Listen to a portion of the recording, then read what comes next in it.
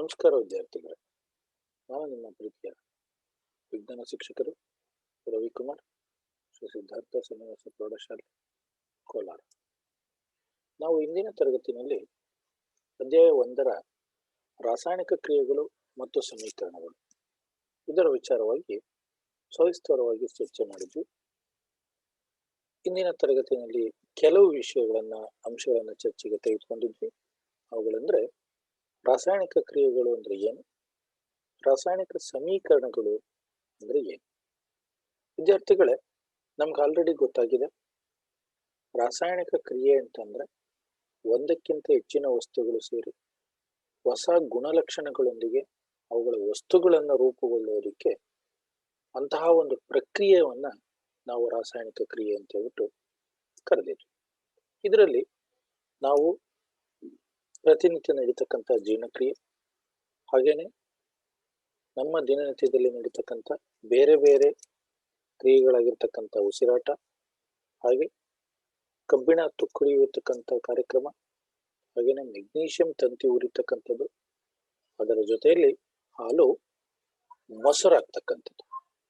So ಈ ಎಲ್ಲ ಕ್ರಿಯೆಗಳನ್ನ ನಾವು ಗಮನಿಸಿದ್ವಿ. ಅದರ ಜೊತೆಯಲ್ಲಿ ಒಂದು ರಾಸಾಯನಿಕ ಕ್ರಿಯೆ ನಡೆದಿದೆ ಅಥವಾ ನಡೀತಾ ಇದೆ ಅಂತಂದ್ರೆ ಅದಕ್ಕೆ ಬೇಕಾಗಿರ್ತಕ್ಕಂಥ ಪುರಾವೆಗಳು ಯಾವುವು. ಸೊ ಆ ಪುರಾವೆಗಳನ್ನ ತೆಗೆದುಕೊಂಡ್ರೆ ಮೊದಲನೇದಾಗಿ ಸ್ಥಿತಿ ಬದಲಾವಣೆ, ಬಣ್ಣದಲ್ಲಿ ಬದಲಾವಣೆ, ಹಾಗೆ ಉಷ್ಣತೆಯಲ್ಲಿ ಬದಲಾವಣೆ, ಹಾಗೇನೆ 4ನೇದಾಗಿ ಅನಿಲ ಬಿಡುಗಡೆ. ಸೊ ಈ ಒಂದು 4 ಕಾರ್ಯಗಳನ್ನ ರಾಸಾಯನಿಕ ಬದಲಾವಣೆಯ ಪುರಾವೆಗಳು ಅಂತ ತೆಗೆದುಕೊಳ್ತೀವಿ.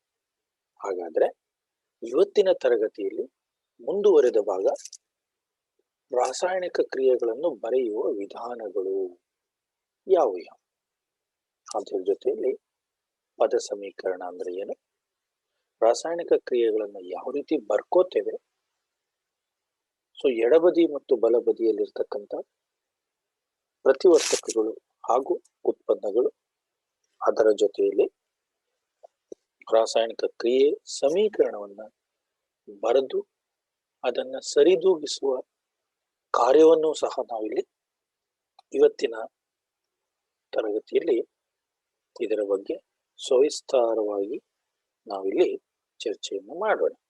ಬನ್ನಿ ವಿದ್ಯಾರ್ಥಿಗಳೇ, ರಾಸಾಯನಿಕ ಸಮೀಕರಣಗಳು ಅಂದ್ರೆ ಏನು ನಮಗೆಲ್ಲ ಗೊತ್ತಿದ್ದಾಗೇನೆ ಒಂದು ಉದಾಹರಣೆಯನ್ನು ತೆಗೆದುಕೊಳ್ತೀನಿ. Mg+O2, magnesium ಆಮ್ಲಜನಕದೊಂದಿಗೆ ಮಿಶ್ರಣಗೊಳ್ಳುತ್ತೆ.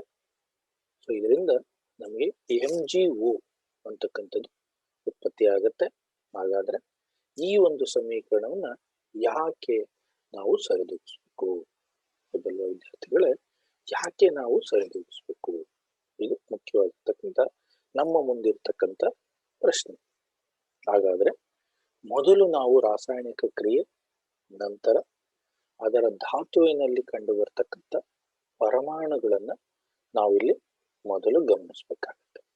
ವಿದ್ಯಾರ್ಥಿಗಳೇ, ನೀವು ಇಲ್ಲಿ ಗಮನಿಸ್ಬೇಕು, ಬಹುಮುಖ್ಯವಾಗಿರ್ತಕ್ಕಂಥ ಅಂಶ ಅಂತಂದ್ರೆ ರಾಸಾಯನಿಕ ಕ್ರಿಯೆ ಮೊದಲು ನಾವು ಬರ್ಕೋಬೇಕಾಗತ್ತೆ. ಅದರ ಜೊತೆಯಲ್ಲಿ ನಂತರದಲ್ಲಿ ಪ್ರತಿ ಧಾತುವಿನ ಪರಮಾಣುಗಳ ಸಂಖ್ಯೆಯನ್ನ ನಾವಿಲ್ಲಿ ಬರ್ಕೋಬೇಕಾಗತ್ತೆ. ಹಾಗಾದ್ರೆ ಎರಡೂ ಬದಿಯಲ್ಲೂ ಸಮನಾಗಿರೋದಕ್ಕೆ ಕಾರಣ ಏನು ಇದ್ರ ಕಾರಣ ಏನಿರ್ಬೋದು, ಊಹೆ ಮಾಡಿ ವಿದ್ಯಾರ್ಥಿಗಳು.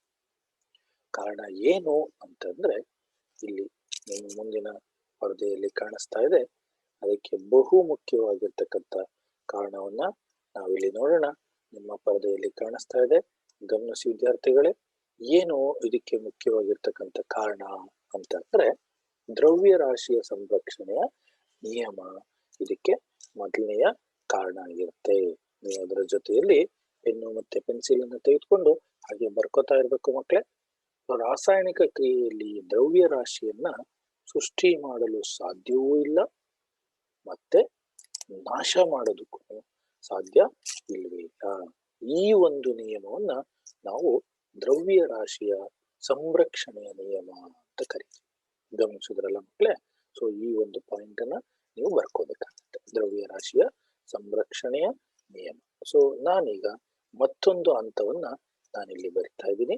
ಸೊ ಹಂತಗಳಲ್ಲಿ ಸರಿದೂಗಿಸುವ ಕ್ರಮ ಹೇಗೆ ನಾನು ಸರಿದೂಗಿಸ್ಕೋಬೇಕಾಗತ್ತೆ. ನೀವು ಗಮನಿಸಿದಾಗೆ ಪ್ರಮಾದ ಮತ್ತೆ ಪ್ರಯತ್ನದ ರೂಪದಲ್ಲಿ ನಾವು ಇದನ್ನ ಒಂದು ಉದಾಹರಣೆಯ ಮೂಲಕ ಇಲ್ಲಿ ಬರ್ಕೋತಾ ಹೋಗೋಣ. ಗಮನಿಸ್ತಾ ಇರಿ ವಿದ್ಯಾರ್ಥಿಗಳೇ, ನೋಡ್ತಾ ಇರಿ. ಸೊ ನಾನು ನಿಮ್ಮನ್ನ ಗಮನಿಸ್ತಾ ಇದ್ದೀನಿ. ಕೆಲವರು ಪೆನ್ನು ಪೆನ್ಸಿಲ್ ತಗೊಂಡು ಬರ್ಕೊಂಡಿದ್ದೀರಾ, ಕೆಲವರು ಬರೀ ಮಾತ್ರ ಕೇಳಿಸ್ಕೊತಾ ಇದ್ದೀರಾ. ನೋಡೋಣ. ಅಂತ ಒಂದು ಸಮೀಕರಣವನ್ನ ಬರೆಯುವ ಪ್ರತಿ ಅಣುಸೂತ್ರದ ಸುತ್ತಲೂ ಆವರಣವನ್ನ ನಾವಿಲ್ಲಿ ಮೊದಲು ಬಿಡಿಸ್ಕೋಬೇಕಾಗುತ್ತೆ. ನೀವು ಉದಾಹರಣೆಯನ್ನು ಗಮನಿಸಿ. ಸೊ ಐರನ್ ಇದೆ, ನೀರಿದೆ. ಸೊ ಕಬ್ಬಿಣ ನೀರಿನೊಂದಿಗೆ ವರ್ತಿಸಿ ಕಬ್ಬಿಣದ ಆಕ್ಸೈಡ್ ಮತ್ತು ಹೈಡ್ರೋಜನ್ ಅನಿಲ ಇದರೊಂದಿಗೆ ಬಿಡುಗಡೆಯನ್ನ ಆಗುತ್ತೆ. ಹಾಗಾದ್ರೆ ಆವರಣದ ಒಳಗಡೆ ಏನನ್ನ ಬದಲಾಯಿಸಬೇಕು? ನಾವಿಲ್ಲಿ ಮೊದಲಿನ ಕಾರ್ಯವನ್ನ ಸಮೀಕರಣವನ್ನ ಸರಿದೂಗಿಸ್ಬೇಕಾದ್ರೆ ಯಾವ ಯಾವ ಹಂತಗಳನ್ನ ನಾವಿಲ್ಲಿ ಗಮನಿಸ್ಬೇಕು ಅನ್ನೋದನ್ನ ನೀವಿಲ್ಲಿ ನೋಡ್ಕೋಬೇಕಾಗತ್ತೆ.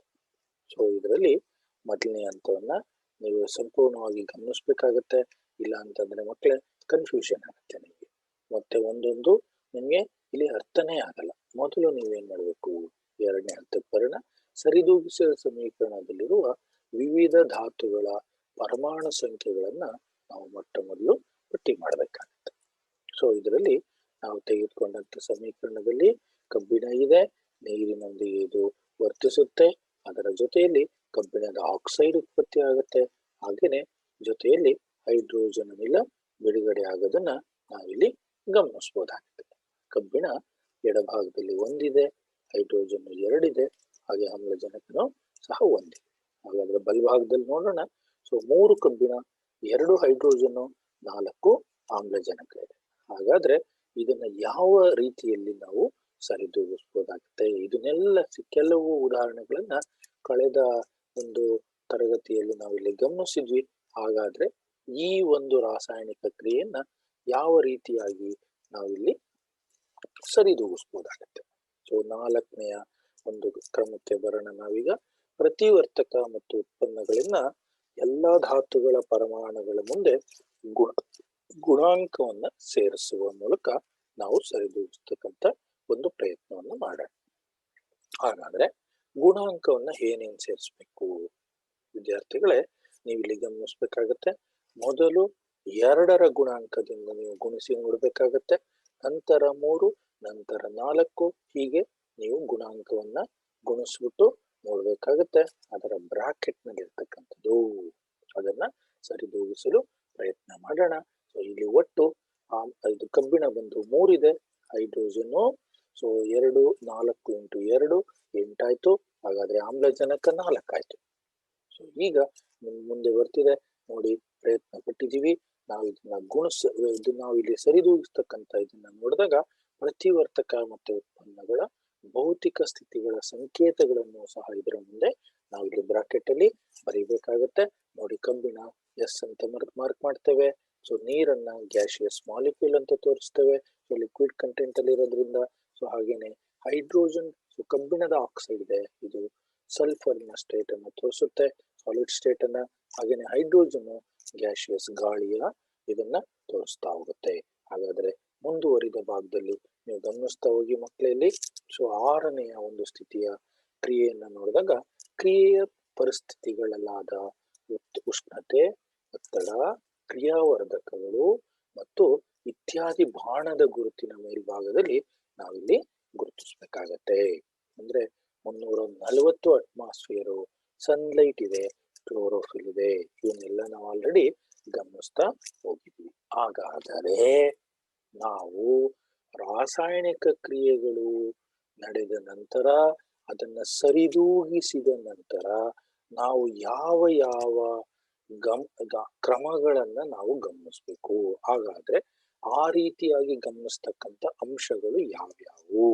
ಮೊಟ್ಟ ಮೊದಲನೇ ಬಾರಿಗೆ ತಾಪಮಾನವನ್ನ ಗಮನಿಸ್ಬೇಕು, ಒತ್ತಡವನ್ನ ಗಮನಿಸ್ಬೇಕು, ಅದರ ಭೌತಿಕ ಸ್ಥಿತಿಗಳನ್ನ ಗಮನಿಸ್ಬೇಕು, ಹಾಗೆ ವೇಗವರ್ಧಕಗಳಂತಹ ಅಗತ್ಯ ಪರಿಸ್ಥಿತಿಗಳನ್ನ ನಾವಿಲ್ಲಿ ಯಾವುದೇ ಒಂದು ರಾಸಾಯನಿಕ ಕ್ರಿಯೆಯನ್ನ ಸರಿದೂಗಿಸಿದ ನಂತರ ಇವೆಲ್ಲ ಅಂಶಗಳನ್ನ ನಾವಿಲ್ಲಿ ಗಮನದಲ್ಲಿ ಇಟ್ಕೊಳ್ಳೇಬೇಕು. ಹಾಗಾದ್ರೆ ಇವೆಲ್ಲವನ್ನು ಗಮನದಲ್ಲಿ ಇಟ್ಕೊಳ್ಳೋದಿಕ್ಕೆ ಒಂದು ಉದಾಹರಣೆಯೊಂದಿಗೆ ನಾನು ನಿಮ್ಮ ಮುಂದೆ ತಿಳಿಸ್ತಾ ಇದ್ದೀನಿ. ಒಂದು ಉದಾಹರಣೆಯನ್ನ ತೆಗೆದುಕೊಳ್ಳೋಣ. ಗಮನಿಸಿ ಮಕ್ಕಳೇ, ನಾನಿಲ್ಲಿ ಒಂದು ಉದಾಹರಣೆ ಬರೆದಿದ್ದೇನೆ.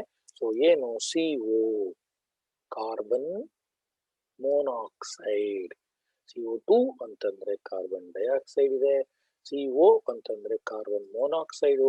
ಈ ಕಾರ್ಬನ್ ಮೊನಾಕ್ಸೈಡು ಹೈಡ್ರೋಜನ್ ಅನಿಲದೊಂದಿಗೆ ಉರಿದಾಗ ಎಷ್ಟರಲ್ಲಿ, 340 ಅಟ್ಮಾಸ್ಫಿಯರ್ ನಲ್ಲಿ ಇದು ಉರಿದಾಗ ನಮಗೆ CH3COH. ಸೊ ನಮಗೆ ಉತ್ಪತ್ತಿ ಆಗ್ತಕ್ಕಂಥ ಉತ್ಪನ್ನ ಇದಾಗಿರುತ್ತೆ. ಮುಂದೆ ನಾವು ಗಮನಿಸ್ತಾ ಹೋಗೋಣ.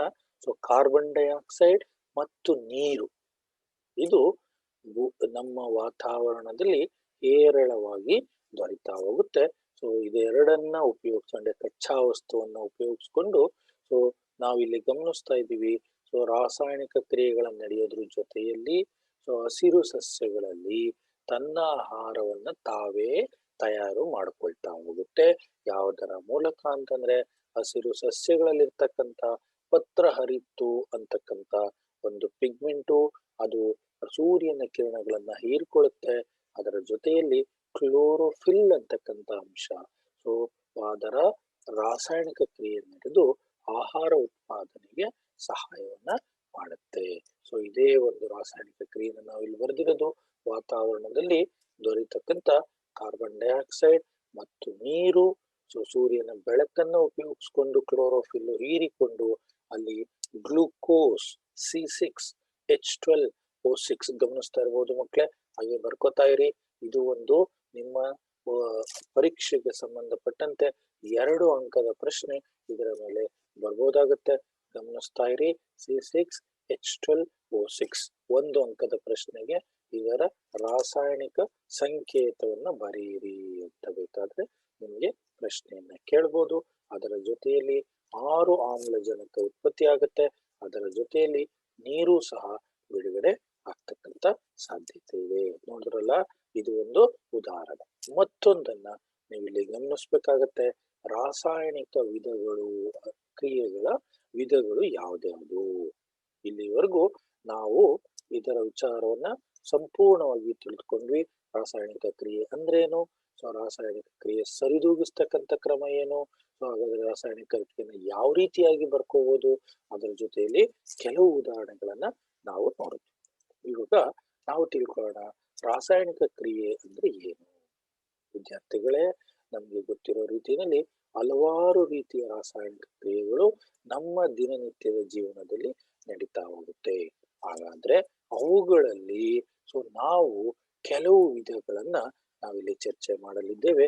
ಮೊದಲನೇದಾಗಿ ಗಮನಿಸ್ಬೇಕು, ಸಂಯೋಗ ರಾಸಾಯನಿಕ ಕ್ರಿಯೆ. ಸಂಯೋಗ, ಸೊ ಇದು ಸಂಯೋಗ ರಾಸಾಯನಿಕ ಕ್ರಿಯೆ ಅಂದ್ರೆ ಏನು. ಯಾವ ರಾಸಾಯನಿಕ ಕ್ರಿಯೆಯಲ್ಲಿ 2 ಅಥವಾ ಹೆಚ್ಚಿನ ಪ್ರತಿವರ್ತಕಗಳು ಸೇರಿ ಒಂದೇ ಉತ್ಪನ್ನವನ್ನು ಉಂಟು ಮಾಡುತ್ತದೆಯೋ ಅಂತಹ ಕ್ರಿಯೆಗೆ ನಾವು ಸಂಯೋಗ ಕ್ರಿಯೆ ಅಂತ ಕರಿತೀವಿ. ರಾಸಾಯನಿಕ ಕ್ರಿಯೆಯಲ್ಲಿ ಮೊದಲನೆಯ ಕ್ರಿಯೆ ಸಂಯೋಗ ಕ್ರಿಯೆ. ವಿದ್ಯಾರ್ಥಿಗಳೇ ಗಮನಿಸಿ, ಇಲ್ಲಿ ಮೊದಲನೆಯ ಕ್ರಿಯೆ ಸಂಯೋಗ, ಸೇರ್ಕೊಳ್ತಕ್ಕಂಥದ್ದು. ಯಾವ ಒಂದು ರಾಸಾಯನಿಕ ಕ್ರಿಯೆಯಲ್ಲಿ 2 ಅಥವಾ ಹೆಚ್ಚು ಪ್ರತಿವರ್ತಕಗಳು ಸೇರಿ ಒಂದೇ ಉತ್ಪನ್ನವನ್ನು ಉಂಟು ಮಾಡುತ್ತದೋ ಅಂತಹ ಪ್ರಕ್ರಿಯೆಯನ್ನ ನಾವು ಸಂಯೋಗ ಪ್ರಕ್ರಿಯೆ ಅಂತ ಹೇಳ್ಬಿಟ್ಟು ನಾವಿಲ್ಲಿ ಕರಿತೇವೆ. ಸಂಯೋಗ ರಾಸಾಯನಿಕ ಕ್ರಿಯೆ ಅಂತಕ್ಕಂಥದ್ದು ನಿಮ್ಮ ಮುಂದೆ ಇಲ್ಲಿ ಕಾಣಿಸ್ತಾ ಇದೆ. ಹಾಗೇನೆ ನೀವು ಇಲ್ಲಿ ಬರ್ಕೋಬೇಕಾಗತ್ತೆ. ಸಂಯೋಗ ರಾಸಾಯನಿಕ ಕ್ರಿಯೆಗೆ ಉದಾಹರಣೆಯನ್ನ ನಾವಿಲ್ಲಿ ತೆಗೆದುಕೊಳ್ಳೋಣ. ಉದಾಹರಣೆಯೊಂದಿಗೆ ಚರ್ಚೆ ಮಾಡಿದಾಗ ನಮ್ಗೆ ಈಸಿಯಾಗಿ ನಮ್ಗೆ ಅರ್ಥ ಆಗ್ತಕ್ಕಂಥ ಚಾನ್ಸಸ್ ಇದೆ. ತಗೊಳ್ಳೋಣ. ಕಲ್ಲಿದ್ದಲಿನ ದಹನ ಕ್ರಿಯೆ. ಕಲ್ಲಿದ್ದಲು ಉರಿತಾ ಇದೆ ನೋಡಿ, ಗಮನಿಸಿ. ಉರಿತಾ ಇರ್ತಕ್ಕಂಥದ್ದು ನಿಮ್ಮ ಮುಂದೆ ಕಾಣಿಸ್ತಾ ಇದೆ. ಕಲ್ಲಿದ್ದಲು ಅಲ್ಲಿ ಉರಿತಾ ಇದೆ. ಸರ್, ಇಲ್ಲಿ ಕೇಳ್ಬೋದು ಪ್ರಶ್ನೆ, ಸರ್ ಕಲ್ಲಿದ್ದಲು ಉರಿಯೋದಕ್ಕೂ ಸಂಯೋಗ ಕ್ರಿಯೆಗೂ ಏನು ಸಂಬಂಧ ಅಂತ ನಾನು ತೆಗೆದುಕೊಂಡ್ರೆ ಒಂದು ಉದಾಹರಣೆಯೊಂದಿಗೆ ರಾಸಾಯನಿಕ ಕ್ರಿಯೆಯನ್ನು ಇಲ್ಲಿ ಬರೆದಿದ್ದೀನಿ. ನಿಮ್ಮ ಎಡಭಾಗದಲ್ಲಿ ಕಾಣಿಸ್ತಾ ಇದೆ, ಹಾಗೆ ಬರ್ಕೋತಾ ಇರಿ ಮಕ್ಕಳೇ. ನೋಡಿ, ಇಲ್ಲಿ ನಿಮ್ಮ ಭಾಗದಲ್ಲಿ ಸಂಯೋಗ ಕ್ರಿಯೆ ನಡೀತಾ ಇದೆ ಅಂದ್ರೆ ಕಲ್ಲಿದ್ದಲು ಉರಿತಾ ಇದೆ. ಸೊ ಸಂಯೋಗ ಕ್ರಿಯೆಗೆ ಸಂಬಂಧಪಟ್ಟಂತೆ ಒಂದು ಉದಾಹರಣೆಯನ್ನು ತೆಗೆದುಕೊಂಡಿದ್ದೀನಿ. ಸೊ ಇಲ್ಲಿ ಕೋಕ್ ಅಂತ ತಗೊಂಡಿದ್ದೀನಿ. ಸಿ ಅಂದ್ರೆ ಕೋಕ್ ಅಂತ, ಕಲ್ಲಿದ್ದಲು. ಸೊ ಇದೇನಾಗುತ್ತೆ, ಆಮ್ಲಜನಕದೊಂದಿಗೆ ಉರಿದು ಕಾರ್ಬನ್ ಡೈಆಕ್ಸೈಡ್ ಅನಿಲ ಬಿಡುಗಡೆಗೊಳ್ತಾ ಇದೆ. ಹಾಗಾದ್ರೆ ಎರಡನೇ ಭಾಗದಲ್ಲಿ ನಾನು ತೆಗೆದುಕೊಂಡ್ರೆ ಇದರಲ್ಲಿ ನೀರು ಸಹ ಬರ್ಬೋದಾ? ನೀರು ಉಂಟಾಗುವ ಪ್ರಕ್ರಿಯೆ ಏನು? ನೋಡಿ ಇಲ್ಲಿ, ಸೊ ನೀವು ಇಲ್ಲಿ ಗಮನಿಸಬಹುದಾಗತ್ತೆ. ಸೊ ಹೈಡ್ರೋಜನ್ ಇದೆ, ಮಧ್ಯದಲ್ಲಿ ಆಮ್ಲಜನಕ ಇದೆ. ಎರಡೂ ಸೇರ್ಕೊಂಡಾಗ ನೀರಿಲ್ಲಿ ಉತ್ಪತ್ತಿ ಆಗ್ತಕ್ಕಂತ ಚಾನ್ಸಸ್ ಇದೆ. ಹಾಗಾದ್ರೆ ಎರಡು ಹೈಡ್ರೋಜನ್ ಅನ್ನ ಸೇರಿ ಎರಡು ಹೈಡ್ರೋಜನ್ ಒಂದು ಆಮ್ಲಜನಕದೊಂದಿಗೆ ಸಮ್ಮಿಶ್ರಣಗೊಂಡು ಅಂದ್ರೆ ಸಂಯೋಗಗೊಂಡು ನೀರು ಉತ್ಪತ್ತಿ ಆಗ್ತಕ್ಕಂತ ಚಾನ್ಸಸ್ ಇದೆ. ನೋಡಿದ್ರಲ್ಲ, ತುಂಬಾ ಈಸಿ ತಾನೆ. ಸೊ ಇಲ್ಲಿ ಎರಡು ಹೈಡ್ರೋಜನ್ ಅನ್ನ ತೆಗೆದುಕೊಂಡಿದ್ದೀನಿ, ಎರಡು ಹೈಡ್ರೋಜನ್ ಅಣುಗಳನ್ನ ತೆಗೆದುಕೊಂಡಿದ್ದೀನಿ, ಒಂದು ಆಮ್ಲಜನಕದ ಅಣುವನ್ನು ತೆಗೆದುಕೊಂಡು ಸೊ ಇಲ್ಲಿ ನಮಗೆ ನೀರಿನ ಉತ್ಪಾದನೆ ಆಗೋದಕ್ಕೆ ನೋಡಿದ್ವಿ. ನಾವಿಲ್ಲಿ ಗಮನಿಸ್ತಾ ಇದೀವಿ ಮಕ್ಕಳೇ. ಸೊ ಈ ಉದಾಹರಣೆಗಳನ್ನ ನೀವು ಇಲ್ಲಿ ಬರ್ಕೋಬಹುದು. ಮೊದಲನೇ ಉದಾಹರಣೆಯನ್ನ ನಾವು ತೆಗೆದುಕೊಂಡಿದ್ವಿ. ಸೊ ಕಲ್ಲಿದ್ದಲಿನ ದಹನದಲ್ಲಿ ಅಂದ್ರೆ ಕೋಕು ಆಮ್ಲಜನಕದೊಂದಿಗೆ ಸೊ ಮಿಶ್ರಣಗೊಂಡು ಅಲ್ಲಿ ಕಾರ್ಬನ್ ಡೈಆಕ್ಸೈಡ್ ನಮಗೆ ಉತ್ಪತ್ತಿ ಆಯ್ತು. ಹಾಗೆ ಎರಡನೇ ಉದಾಹರಣೆಯಲ್ಲಿ ತಗೊಂಡ್ವಿ, ಎರಡು ಹೈಡ್ರೋಜನ್ ಒಂದು ಆಮ್ಲಜನಕದೊಂದಿಗೆ ಮಿಶ್ರಣಗೊಂಡು ಸೊ ಆ ನೀರಿನ ಬಿಡುಗಡೆ ಆಯ್ತು. ಹಾಗೆ ಇನ್ನೊಂದು ಉದಾಹರಣೆ ತಗೊಂಡಿದ್ದೀನಿ, CaO ಕ್ಯಾಲ್ಸಿಯಂ ಆಕ್ಸೈಡ್. ಇದು ನೀರಿನೊಂದಿಗೆ ಮಿಶ್ರಣಗೊಂಡು ಕ್ಯಾಲ್ಸಿಯಂ ಹೈಡ್ರಾಕ್ಸೈಡ್ ಉತ್ಪತ್ತಿ ಆಯ್ತು. ನೀವು ಇಲ್ಲಿ ಗಮನಿಸಬೇಕಾಗಿರೋದು, ಯಾವ ರಾಸಾಯನಿಕ ಕ್ರಿಯೆಯಲ್ಲಿ ಎರಡು ಅಥವಾ ಹೆಚ್ಚು ಪ್ರತಿವರ್ತಕಗಳು ಸೇರಿ ಒಂದೇ ಒಂದು ಉತ್ಪನ್ನ ಉಂಟಾದ್ರೆ ಅಂತಹ ಒಂದು ಕ್ರಿಯೆಯನ್ನ ನಾವು ಸಂಯೋಗ ಕ್ರಿಯೆ ಅಂತ ಕರಿತೀವಿ. ಅರ್ಥ ಆಯ್ತಲ್ಲ ವಿದ್ಯಾರ್ಥಿಗಳೇ? ಈ ರೀತಿಯ ಉದಾಹರಣೆಗಳನ್ನ ನಾವು ತೆಗೆದುಕೊಂಡ್ರೆ ಸಂಯೋಗ ಕ್ರಿಯೆ ನಮಗೆ ಇಲ್ಲಿ ಅರ್ಥ ಆಗುತ್ತೆ. ನೆಕ್ಸ್ಟ್ ಮುಂದಿನ ಒಂದು ಇದನ್ನ ತೆಗೆದುಕೊಂಡ್ರೆ ಮುಂದಿನ ವಿಧ. ಸೊ ಇಲ್ಲಿ ಬಹಿರುಷ್ಣಕ ಕ್ರಿಯೆಗಳು ಅಂತ ಕರಿತೀವಿ. ಹಾಗಾದ್ರೆ ಮುಂದಿನ ವಿಧ ಯಾವುದು? ಬಹಿರುಷ್ಣಕ ಕ್ರಿಯೆ ಅಂತ ಕರಿತೀವಿ. ಹಾಗಾದ್ರೆ ಬಹಿರುಷ್ಣಕ, ಸಂಯೋಗ ಅಂದ್ರೆ ಸೇರ್ಕೊಳ್ತಕ್ಕಂಥದ್ದು. ಬಹಿರುಷ್ಣಕ ಉತ್ಪನ್ನಗಳೊಂದಿಗೆ ಉಷ್ಣ ಬಿಡುಗಡೆಯಾಗುವ ರಾಸಾಯನಿಕ ಕ್ರಿಯೆಯನ್ನ ಬಹಿರುಷ್ಣಕ ಕ್ರಿಯೆ ಎನ್ನುತ್ತಾರೆ. ಅಂದ್ರೆ ಉತ್ಪನ್ನಗಳೊಂದಿಗೆ ಉಷ್ಣ ಬಿಡುಗಡೆಯಾಗುವ ಪ್ರಕ್ರಿಯೆಯನ್ನ ನಾವು ಬಹಿರುಷ್ಣಕ ಕ್ರಿಯೆ ಅಂತ ಕರಿತೀವಿ. ಒಂದು ಸಿಂಪಲ್ ಉದಾಹರಣೆ ತಗೋತೀನಿ. ನಮ್ಮ ದಿನನಿತ್ಯದಲ್ಲಿ ಜೀವನದಲ್ಲಿ ನಮ್ಮ ಮನೆಯಲ್ಲೇ ನಡೀತಕ್ಕಂಥದ್ದು. ನಿಮ್ಮಮ್ಮ ಏನ್ ಮಾಡ್ತಾರೆ, ಅನ್ನ ಮಾಡೋದಕ್ಕೋಸ್ಕರ ಒಂದು ಕುಕ್ಕರ್ ಅನ್ನು ತೆಗೆದುಕೊಳ್ತಾರೆ. ಕುಕ್ಕರ್ ನಲ್ಲಿ ನೀರ್ ಹಾಕಿ ರೈಸ್ ಹಾಕಿ ಗ್ಯಾಸ್ ಸ್ಟವ್ ಮೇಲೆ ಇಡ್ತಾರೆ. ಅಲ್ಲಿ ಏನಾಗುತ್ತೆ, ಉಷ್ಣ ಬಿಡುಗಡೆ ಆಗುತ್ತೆ. ಆದರೆ ಉಷ್ಣ ಆಚೆಗೆ ಹೋಗುತ್ತೆ. ಗ್ಯಾಸ್ ವಿಷಲ್ ಆನ್ ಆದ್ರೆ ಅಲ್ಲಿಂದ ಸೊ ಗ್ಯಾಸು ಆಚೆ ಬರುತ್ತಲ್ಲ. ಸೊ ನಾವು ಇದನ್ನ ಒಂದು ಸಿಂಪಲ್ ಆಗಿರತಕ್ಕಂತ ಉದಾಹರಣೆಯನ್ನ ನಾವಿಲ್ಲಿ ತಗೋಬಹುದು.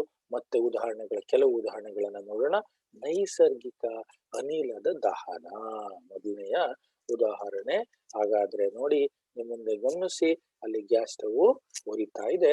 ಚಿತ್ರ ನೋಡ್ತಿದಿರಲ್ಲ, ಗ್ಯಾಸ್ ಸ್ಟವ್ ಉರಿತಾ ಇದೆ ಅಂತಂದ್ರೆ ಗ್ಯಾಸಿನ ಒಂದು ಗಾಳಿ ಉತ್ಪತ್ತಿ ಆಗ್ತಾ ಇದೆ ಅಂತಂದ್ರೆ, ದಹನ ಆಗ್ತಾ ಇದೆ ಅಂತಂದ್ರೆ ಮೀಥೇನ್ ದಹನ ಉತ್ಪತ್ತಿ ಆಗ್ತಕ್ಕಂಥದ್ದು. ಮೀಥೇನ್ ಅನಿಲ ಅಲ್ಲಿ ಉರಿತಾ ಇದೆ. ಸೊ ನಾನು ಇಲ್ಲಿ ಅದೇನ ರಾಸಾಯನಿಕ ಕ್ರಿಯೆ ತಗೊಂಡಿದ್ದೀನಿ, ಬರ್ದಿದ್ದೀನಿ ನೋಡಿ. ಸೊ ಇಲ್ಲಿ ಗಮನಿಸಿ. ಸೊ ಮೀಥೇನ್ ಇದು ಆಮ್ಲಜನಕದೊಂದಿಗೆ ಉರಿದು ಕಾರ್ಬನ್ ಡೈಆಕ್ಸೈಡ್ ಮತ್ತು ನೀರು ಹಾಗೂ ಅದರಲ್ಲಿ ಬಿಡುಗಡೆ ಆಗ್ತಕ್ಕಂಥ ಶಾಖ ಬಿಡುಗಡೆ ಆಯ್ತು. ಇಲ್ಲಿ ಎರಡನೇ ಉದಾಹರಣೆ ತೆಗೆದುಕೊಂಡ್ವಿ. ಉಸಿರಾಟವು ಕೂಡ ಒಂದು ಬಹಿರುಷ್ಣಕ ಕ್ರಿಯೆ.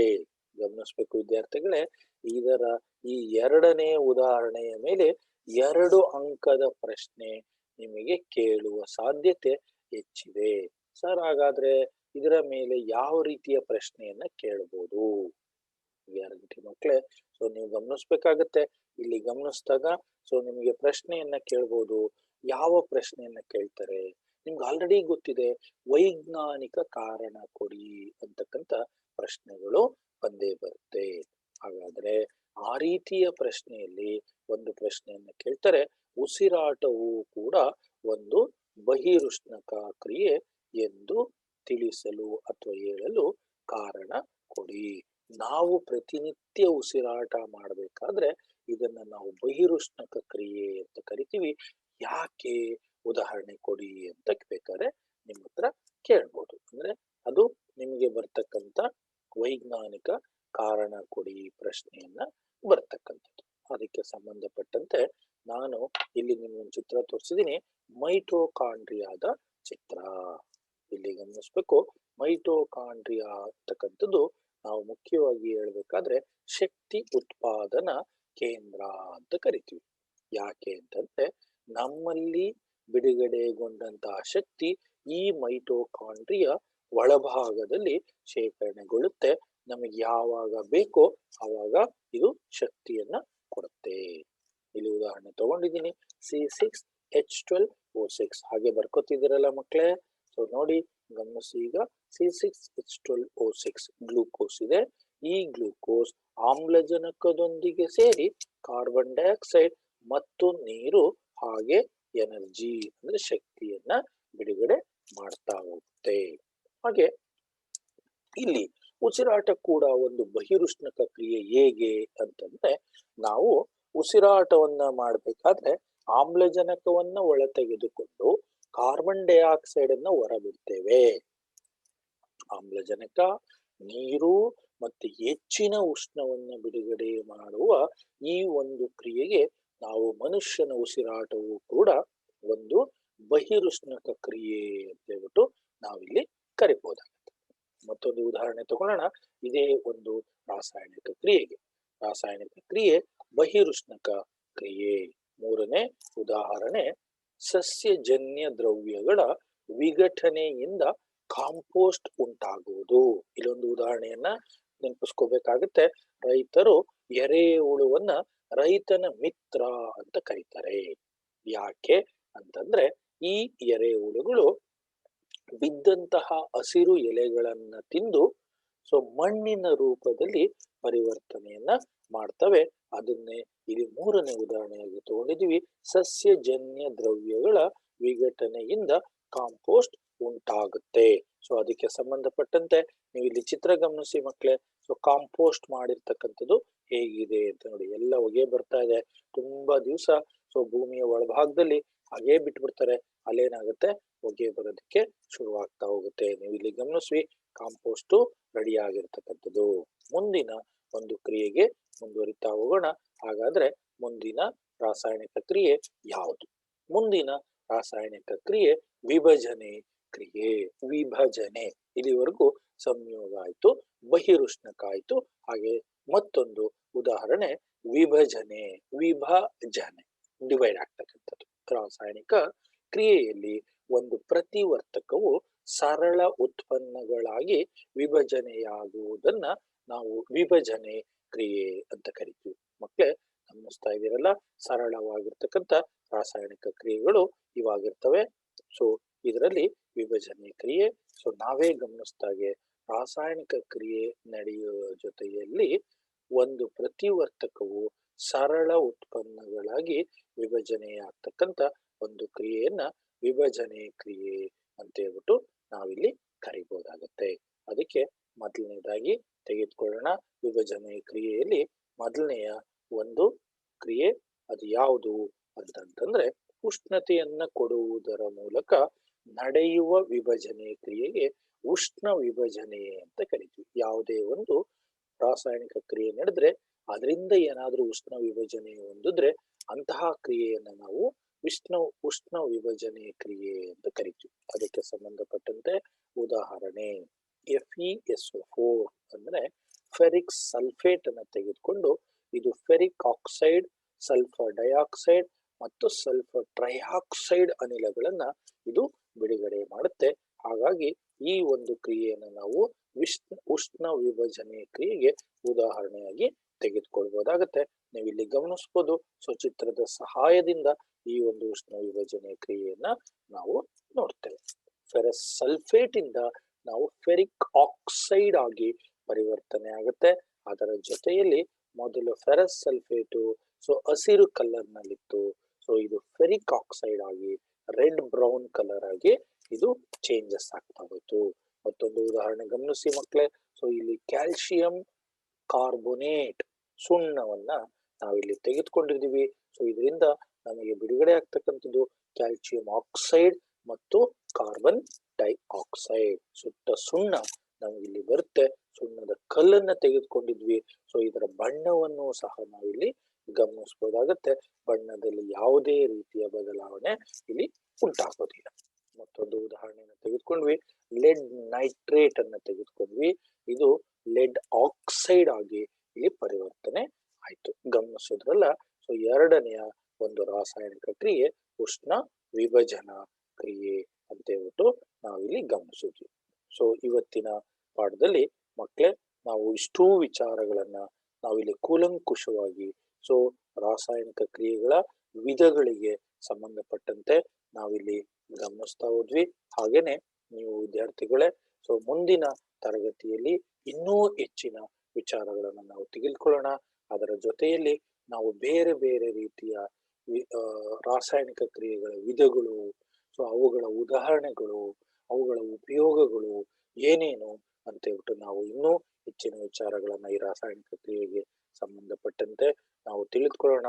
ಸೊ ಹಾಗಾಗಿ ವಿದ್ಯಾರ್ಥಿಗಳೇ ಇವತ್ತಿನ ಪಾಠದಲ್ಲಿ ಮಾಡಿರ್ತಕ್ಕಂಥ ಎಲ್ಲ ವಿಚಾರಗಳನ್ನ ನೀವು ಮನನ ಮಾಡಿಕೊಂಡು ಅದರ ಜೊತೆಯಲ್ಲಿ ನಿಮ್ಮ ಪುಸ್ತಕದಲ್ಲಿ ಬರ್ಕೊಂಡು ನೀವು ಮತ್ತೆ ಮತ್ತೆ ಅದನ್ನ ಪ್ರಾಕ್ಟೀಸ್ ಮಾಡ್ಕೊಳ್ಳಿ ಅಂತ ಹೇಳ್ತಾ ಇವತ್ತಿನ ತರಗತಿಯನ್ನ ಇಲ್ಲಿಗೆ ಮುಗಿಸೋಣ.